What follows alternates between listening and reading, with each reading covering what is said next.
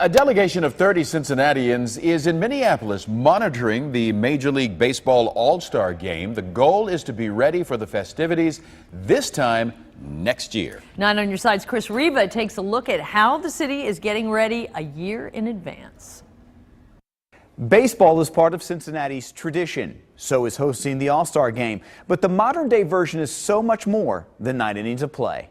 Strike one to Aparicio as this 41st Major League All-Star Baseball Game is underway. The ballpark has changed. In the mid-80s here at the brand new Riverfront Stadium in Cincinnati. The tradition of hosting baseball's Midsummer Classic remains in Cincinnati.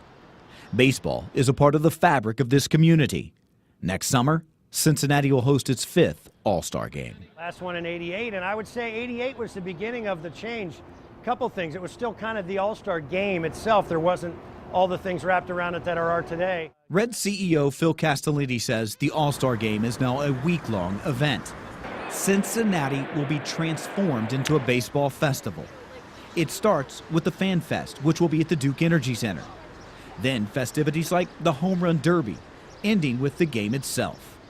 All 30 teams coming together for what is our jewel event. They've made the All-Star Game more meaningful now that it counts for World Series home field advantage. So it's meaningful. The national spotlight's on you. Representatives from all 30 teams are here. So it's a way to showcase the city and the franchise. Right now, Cincinnati has a delegation in Minneapolis. The Visitors Bureau is checking in on the festivities surrounding the game. Cincinnati police, the game security. The economic impact will have a ripple effect across the tri-state. You won't be able to go anywhere and not know that it's here. Hotels, restaurants, taxis, limo services.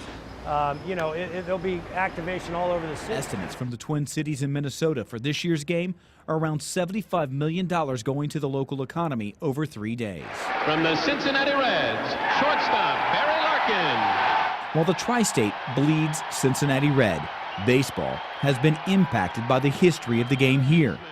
In 1988, it was the start of the modern festivities surrounding the All-Star Weekend.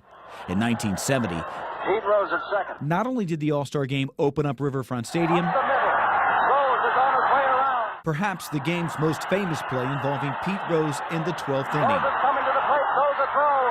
He's in. It's all over. The National League. Rose went on to lead the Big Red Machine of the 1970s, while Fosse was never the same. Rose barreled into Ray Fosse, who is slow in getting up. 12 months from now, a new chapter in Cincinnati baseball history. One about a game, but also about the economic generator the All-Star Weekend produces. It's not just over the course of the next 12 months that Cincinnati has to get ready for the All-Star Game. They've been working on this for the last 6 months. In fact, the Reds say it's like having a second full-time job.